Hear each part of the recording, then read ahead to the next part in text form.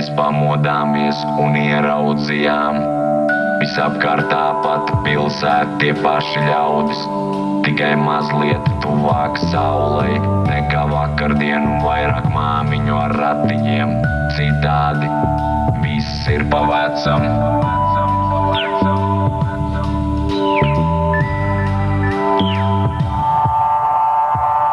Tad tu saproti, cik tas ir svarīgi, ka tavējie ir tev blakus, ka tavā ielā ir tava māja un tava saule un tavas debesis vienmēr ir tur augšā. Kad tu saproti to, tu smaidi.